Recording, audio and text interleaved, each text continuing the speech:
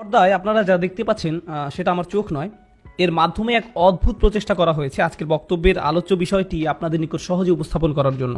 এখানে একদম ভিতরে একটা বৃত্ত, এর বাইরে আরো বড় আরো বড় আরো বড়, এই ছবিটা নিয়ে আমরা কথা বলবো। ওটির উপর আমাদের ধর্ম হচ্ছে একগুচ্ছ নীতিমালার সমাহার। এই বিষয়টিকে আমরা এভাবে দেখতে পারি, এই সব নীতিমালা হচ্ছে সেটাই যা আল্লাহ একজন মানুষের কাছ থেকে চান। আল্লাহ একজন মানুষের কাছ থেকে কি চান, কি ধরনের গুণাবলী, কি ধরনের দৃষ্টিভঙ্গি, আবেগ, চিন্তা চেতনা, বিশ্বাস একজন মানুষের থাকা উচিত।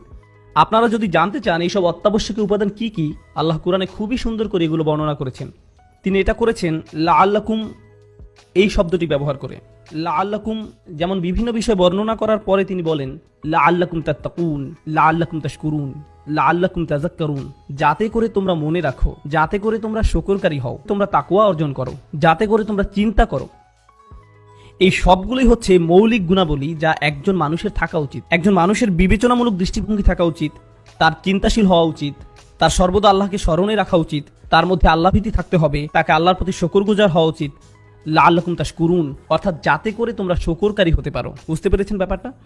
আল্লাহ যখনই লাআল্লাকুম বলেন এবং এই ধরনের কাজগুলো উল্লেখ করেন, এর মানে তিনি বুঝাতে চান যে এইগুলো হচ্ছে সেই সব গুণাবলী যেগুলোকে আমাদের আয়ত্ত করতে হবে। আমি তখনই আল্লাহর একজন সফল বান্দা হতে পারবো যখন নিজের জীবনে এইসব গুণাবলীর প্রতিফলন ঘটাতে পারবো। সবগুলোর তালিকা আপনাদের বলবো না, শুধু অল্প কয়েকটি গুণাবলী সম্পর্কে বারবার উল্লেখ করব। সুষ্ঠুভাবে চিন্তা করতে পারা, লাআল্লাকুম তাকিলুন, লাআল্লাকুম তাশকুরুন, তোমরা শুকরকারী হও, লাআল্লাকুম তাযাক্কারুন, যাতে করে তোমরা আল্লাহকে স্মরণ করো, লাআল্লাকুম তাত্তাকুন, যাতে করে তোমরা নিজেকে রক্ষা করতে পারো, বিপদ থেকে সতর্ক থাকতে পারো, এবং অবশ্যই লাআল্লাকুম তুফলিহুন, যাতে করে তোমরা পরকালে সফল হতে পারো।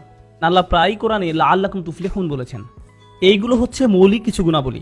এসব ছাড়াও অর্থাৎ আল্লাহ মানুষের কাছে কি চান এই সম্পর্কে বর্ণনা করেছেন এই শব্দগুলোর মাধ্যমে। ইন্নাল্লাহা ইউহিব্বু অথবা ওয়াল্লাহু ইউহিব্বু, আল্লাহ মুত্তাকিনদের ভালোবাসেন, আল্লাহ মুহসিনিনদের ভালোবাসেন। এইভাবে আল্লাহ বিভিন্ন গুণাবলীর মানুষদেরকে ভালোবাসার কথা উল্লেখ করেছেন। এইগুলো হচ্ছে সেই সব গুণ যেগুলো আমাদের জীবনে নিয়ে আসতে হবে। এবং সবশেষে আল্লাহ বলেন ইন্নাল্লাহা মা, আল্লাহ সাথে আছেন। আল্লাহ প্রথমে বলছেন লাআল্লাকুম, এরপরে বলছেন আল্লাহু ইউহিব্বু, এবং এরপরে বলছেন ইন্নাল্লাহা মা, ইন্নাল্লাহা মাআল মুহসিনিন, আল্লাহ মুহসিনিনদের সাথে আছেন। নিশ্চয়ই আল্লাহ তাদের সঙ্গে আছেন যারা পরহেজগার এবং সৎকর্ম করে। এইগুলোই হচ্ছে আমাদের দ্বীনের উসুল। মূলত এগুলোই হচ্ছে আমাদের ধর্মের নির্যাস। আমার মতে এগুলো হচ্ছে আমাদের ধর্মের মূলনীতি বা মৌলিক নীতি। মূলনীতি বা মৌলিক নীতি আল্লাহ কোরআনে সরাসরি এসব ব্যাপারে উল্লেখ করেছেন। আশা করি বিষয়টা আপনাদের কাছে পরিষ্কার হয়েছে। এখন কথা হচ্ছে, এই যে মূলনীতি, এটা কিন্তু দেখা যায় না, এটা হচ্ছে একটা ধারণা। শুকরকারী হওয়া এর মানে কি? তাকওয়া অর্জন করতে হবে। আমি তাকওয়া বিষয়ে অনেক লেকচার শুনেছি, তাকওয়া বাড়াতে হবে, তাকওয়া বাড়াতে হবে। তাকওয়া কি কিনতে পাওয়া যাবে? বা আমি কি এমন কিছু খেতে পারি যেটা আমার তাকওয়াকে বাড়াবে? আমি কিভাবে বুঝবো যে আমার তাকওয়া কম বা বেশি? একইভাবে আমার ঈমান বাড়াতে হবে, তাওয়াক্কুল বাড়াতে হবে। এই সবই হচ্ছে বিমূর্ত ধারণা। আমরা কিভাবে এইসব বিষয়কে আমাদের প্রাত্যহিক জীবনে নিয়ে আসব, কিভাবে আমরা এই কাজ করব, সেটাই হচ্ছে পরবর্তী বৃত্তটি। দ্বিতীয় বৃত্তটি হচ্ছে মৌলিক বাধ্যবাধকতা। দ্বিতীয় বৃত্তটি হচ্ছে মৌলিক বাধ্যবাধকতা, মূল করণীয় এবং মূল বর্জনীয় কাজসমূহ। মূল করণীয় এবং মূল বর্জনীয় কাজসমূহ। উদাহরণস্বরূপ, আমরা সবাই জানি যে আমাদের ধর্মের 5টি মূল স্তম্ভ আছে। সালাতের মধ্যে একটি। সালাত হচ্ছে মৌলিক করণীয়, কিন্তু প্রকৃতপক্ষে এই বাধ্যবাধকতার মাধ্যমে ইসলামের অত্যাবশ্যকীয় মূলনীতির একটি পূরণ করা যায়। এমনকি আল্লাহ আমাদেরকে যেসব মৌলিক বাধ্যবাধকতা সেট করে দিয়েছেন, এসবের উদ্দেশ্য হচ্ছে মূলনীতিগুলোকে সুদৃঢ় করা। যেমন ধরুন, আল্লাহ বলছেন আকিমুস সালাতা লিযিকরি, সালাত প্রতিষ্ঠা করো যাতে করে তোমরা আমাকে স্মরণ করতে পারো। আল্লাহকে স্মরণ করা কি একটি মৌলিক নীতি নয়? অবশ্যই। আল্লাহর স্মরণকে আমরা কিভাবে আমাদের প্রাত্যহিক জীবনে নিয়ে আসবো? এমন কি উপায় আমরা এটা করতে পারি যে আল্লাহকে সন্তুষ্ট করবে? এমনটি করার সবচেয়ে ভালো উপায় হচ্ছে সালাত। সালাত হচ্ছে এমন একটি মাধ্যম যেটা আল্লাহকে স্মরণ করার বিমূর্ত ধারণাটিকে বাস্তবিক সত্যে রূপান্তরিত করে।